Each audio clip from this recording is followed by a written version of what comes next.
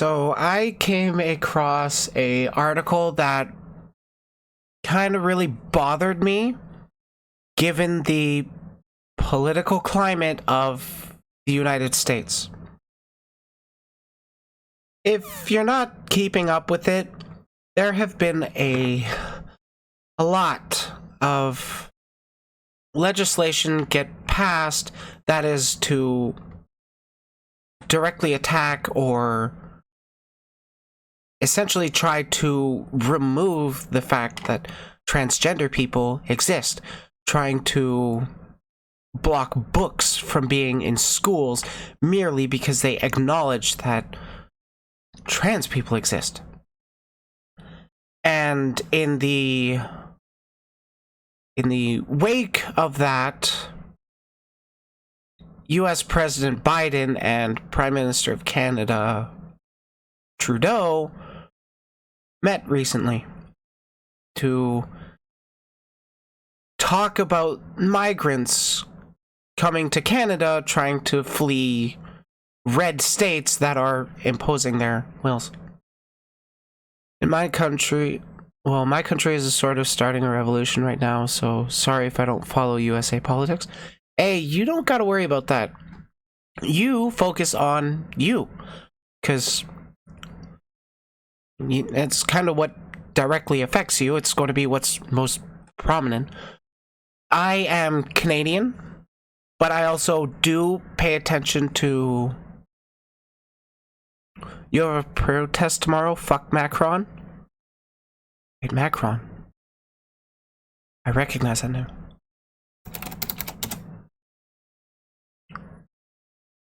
Macron. Yeah, that's what I thought. It was the French president. I don't know too much details about him, but I've heard not greatest things. Anyways, so Canadians transgender Americans have been trying to flee red states that are, you know, making it illegal to let your kid pursue being trans, which is really just social transition, i.e. trying out a new name, maybe wearing different clothes. Children don't get surgery, just saying. It's from right-wing people don't like him. Yeah.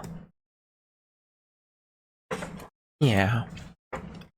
So, Biden, Trudeau, what did they do? A new deal with the US allows Canada to turn back migrants at the border. Deal closes loophole which allowed migrants to make asylum claims between ports of entry.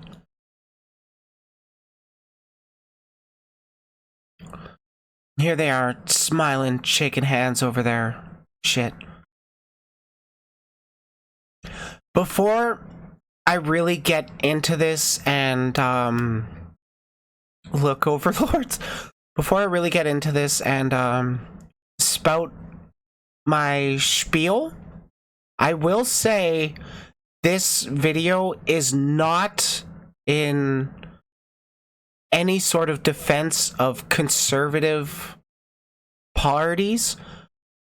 I'm not saying that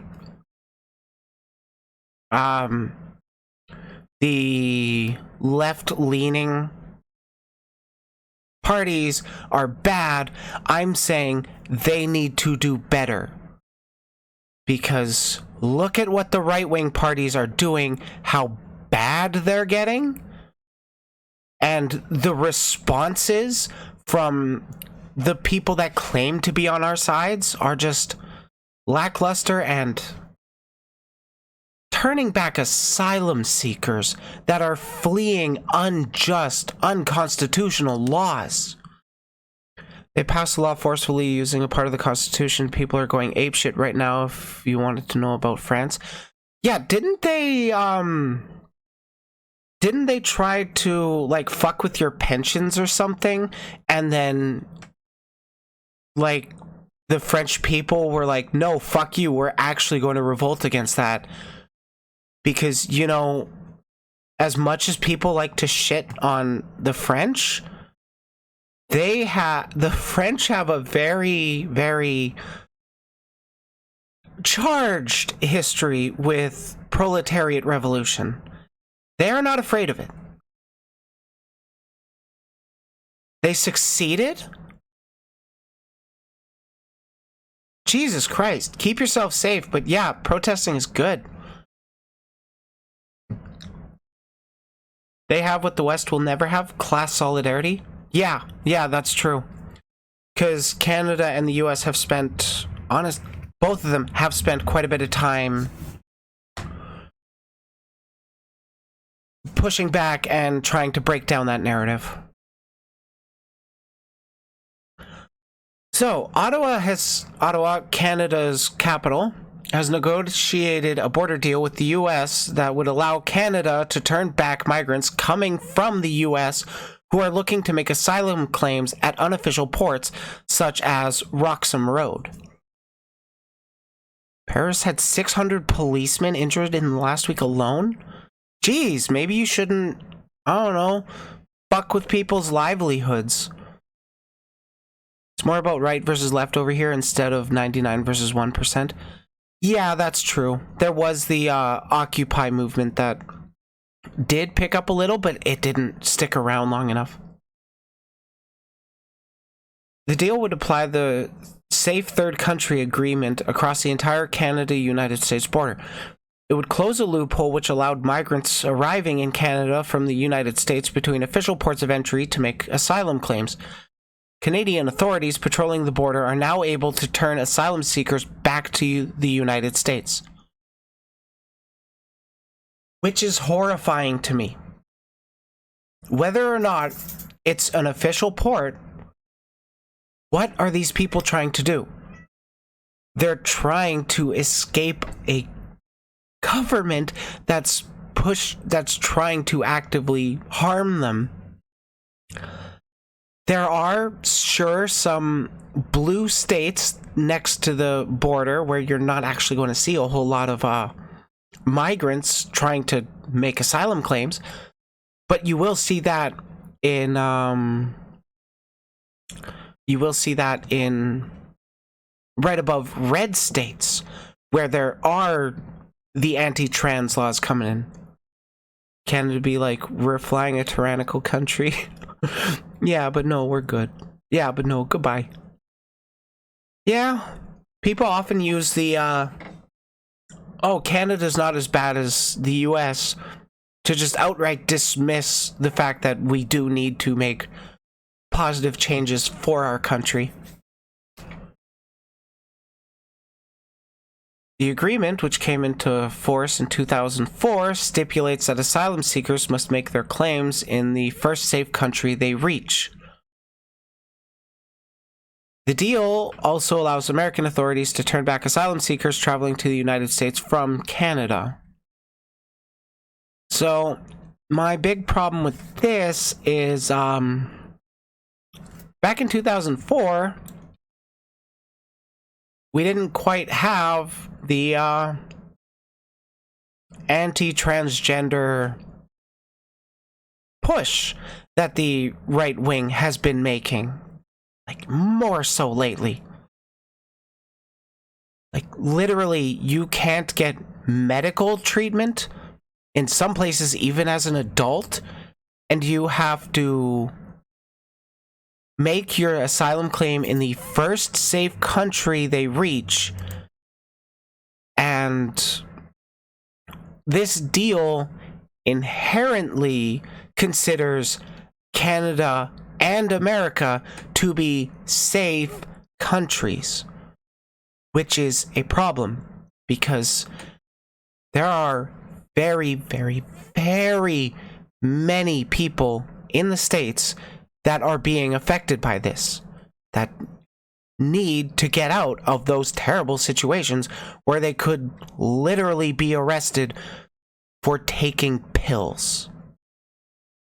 Not even any kind of terrible pills, just hormone therapy. Big whoop.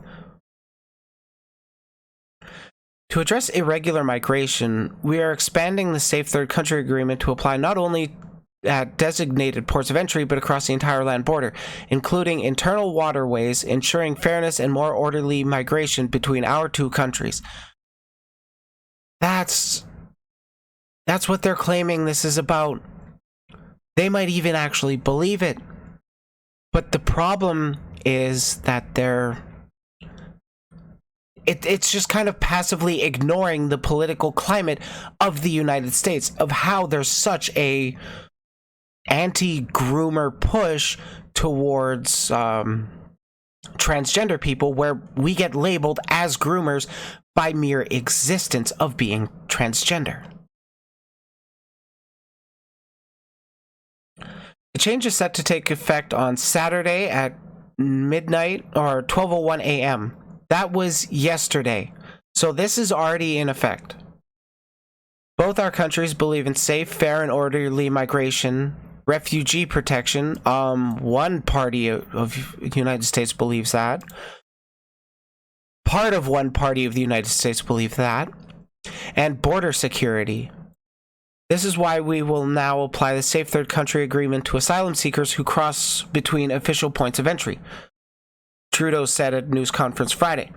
After midnight tonight, police and border officers will enforce the agreement and return irregular border crossers to the closest point of entry within the United States. So yeah, there could be transgender people that are literally trying to, not be arrested for simply existing as transgender.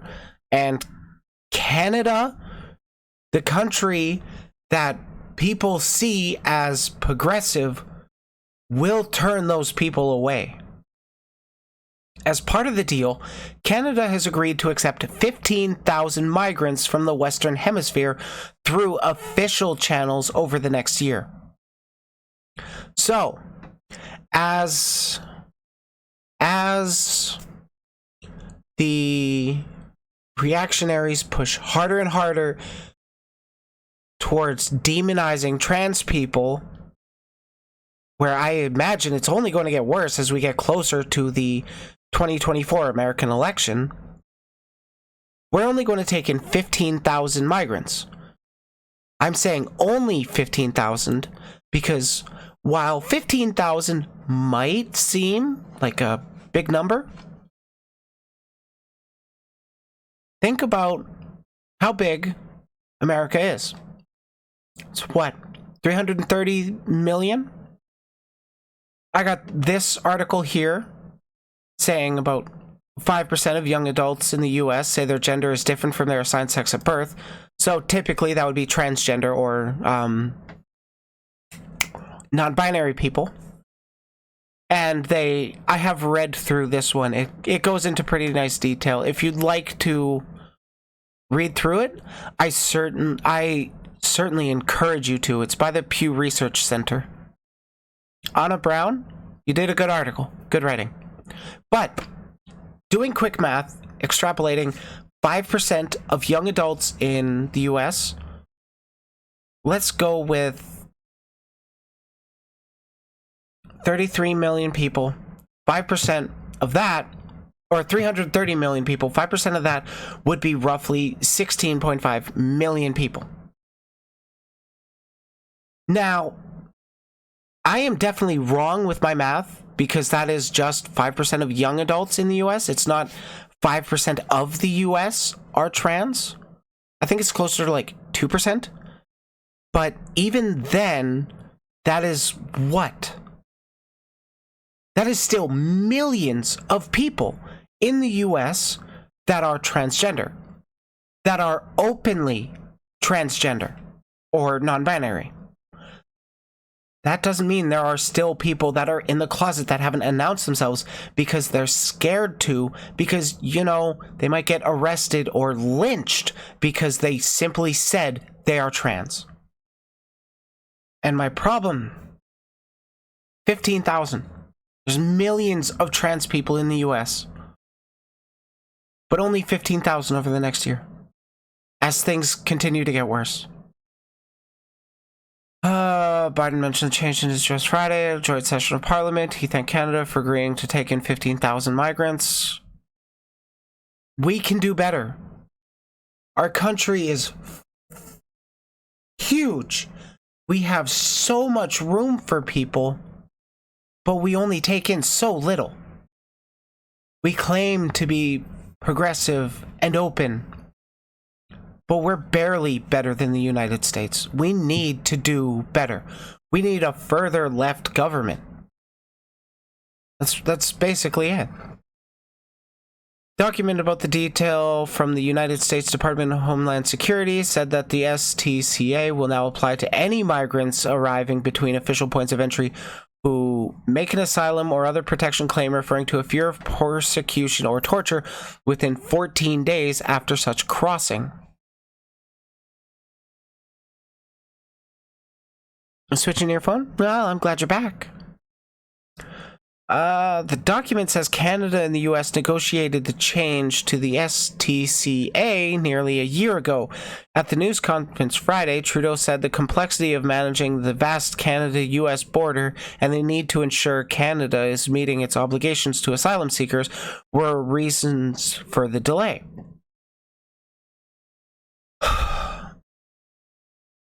Canada managing their obligations to asylum seekers is not by only taking in a fraction of them.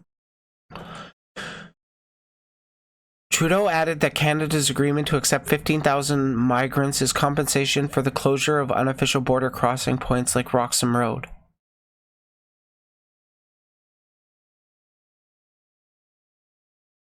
So the way this article is phrasing it, it's like we didn't have a cap on how many migrants we were accepting, but now we are, and that's supposed to be compensation? Okay. Canadian law requires travelers to Canada arrive in the country at any official port of entry, but asylum seekers who come to Canada illegally can legally make a claim and are not charged or prosecuted while their asylum claims are being processed. Yeah, that kind of makes sense. They're trying to avoid... What were your words specifically? Where were they? Yeah, they're literally fleeing their country for fear of persecution or torture. And our government is saying it's okay to turn people back that are fleeing that because they didn't go to an official point. That is essentially condemning people to death. That's, as far as I'm concerned, that's what's happening here. And we're only allowing a small fraction of people. Whoa. The loophole became a source of tension between Canada and the US due to a spike of migrants arriving in Canada via Roxham Road. The road, about 50 kilometers south of Montreal, runs from Quebec to New York State. Of 39,540 asylum seekers arrived in Canada illegally by land last year, the majority of them came to Quebec. So there was nearly 40,000 asylum seekers, and Canada is saying we'll only take 15,000 of that. Wow. Geez, we really are the friendly country, huh? In a letter to the Prime Minister earlier this year, Quebec Premier François Legault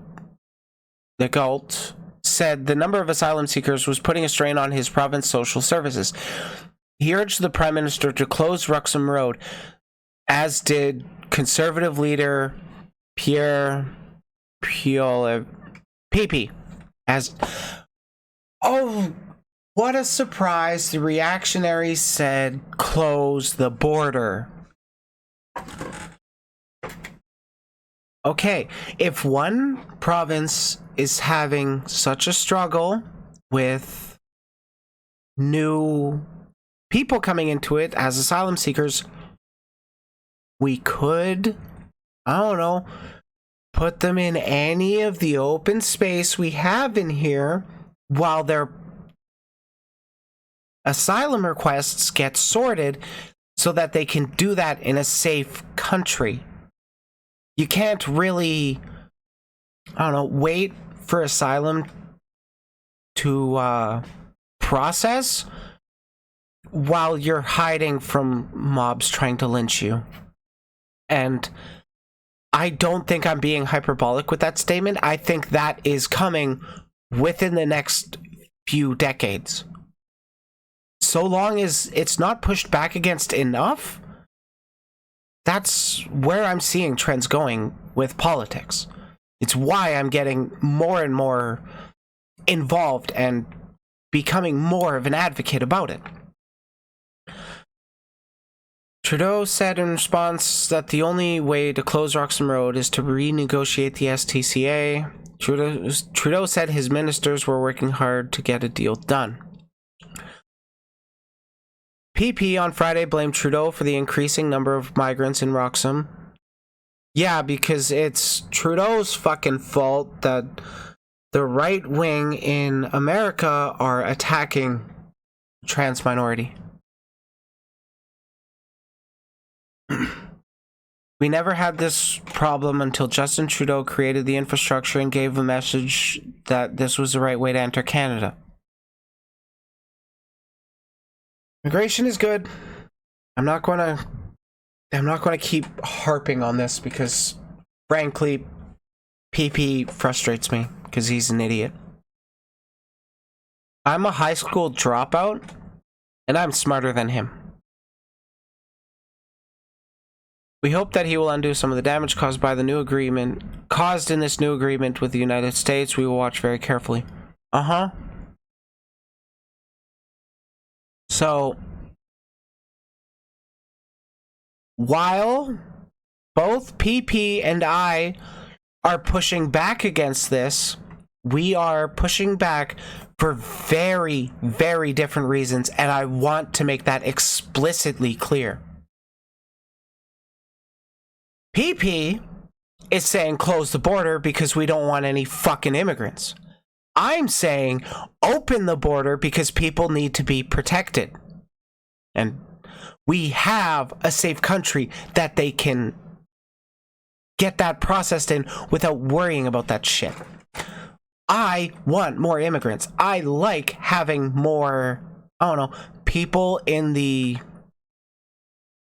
labor market, because having more people in the labor market has more production getting done, leading to rise of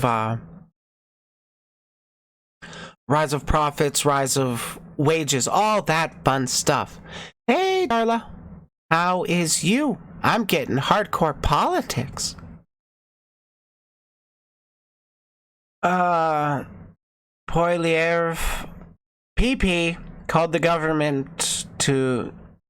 the government to speed up processing of immigrant applications and asylum claims for those who have already arrived lawfully so that we can bring more brilliant Canadians to help our country.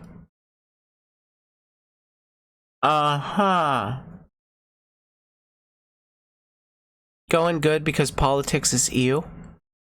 Politics fucking suck, but it directly affects your life whether you like it or not, so I address it rather than ignoring it and letting people, make our lives worse without doing anything about it.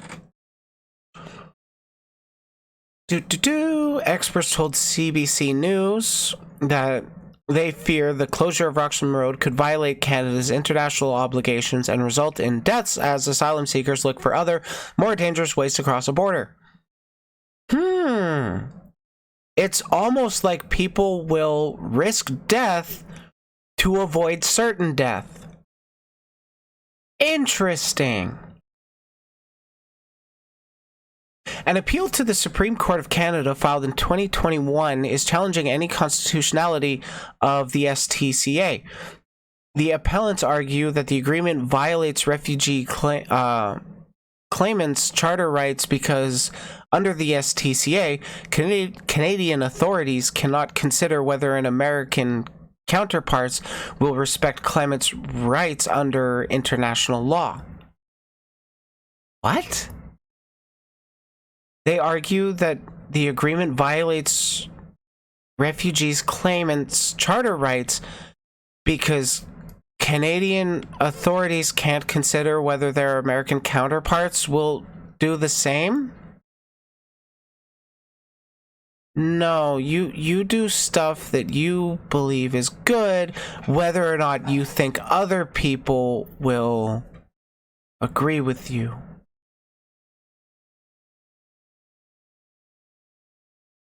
Human rights group decries deal. Oh shit, other people that are pro-human rights are against this deal. Surprise! Amnesty International, a human rights advocacy group, condemned the changes to the STCA. Closing Roxing Road by extending the Safe Third Country Agreement is an affront to the rights of refugee claimants seeking safety in Canada. I said in a statement, I'm sorry, I can't pronounce that name. Ketty? I think it's... I'm sorry if I'm butchering this. Well, thanks for stopping in. It's been nice chatting with you. Yeah, I think it's pronounced Kevty. Nivya Bandy, the Secretary General of Amnesty International in Canada. People fleeing their home countries and then risking their lives by crossing irregularly into Canada would not take such drastic steps if the United States immigration and refugee protection system could be counted on to respect migrants' rights. Oh, shocker, the United States doesn't respect migrants' rights. That's a new one. Nivya Bandy said it's unconsolable that the government... I'm pretty sure I read that wrong. Pronounced that wrong.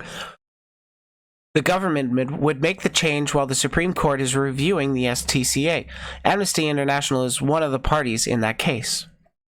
Biden and Trudeau said in a joint statement Friday that they anticipate the agreement will deter irregular migration at our shared border. Nivya Bandy disagreed, saying the change will only push migrants to attempt to cross at more remote and dangerous locations along the border or force them to rely on smugglers, i.e., actively pushing them into the hands of human traffickers. That's what we don't want, right? We don't want people getting trafficked. We want people to live a safe and healthy life, right? So, whether or not it's official how they come in, they should still be permitted to have their safety confirmed, no matter what country they live in. Everybody should live in a safe, healthy, and happy environment. She called on Canada to withdraw from the agreement entirely. This would encourage safe, orderly crossings from the Canada-US border and help ensure that people's rights to make a refugee claim is protected. Yeah, like, I agree. I don't think we should have this. This is kind of like them pretending to... It's like a virtue signal about what they actually care about, and then not actually, and then their actions don't actually address the problems they're claiming they care about. It's just... This is why I want to see more progressive people in politics. I want to see more progressive pundits. I want to see more progressive politicians. Because clearly, there is just not enough. That is a sorely lacking market.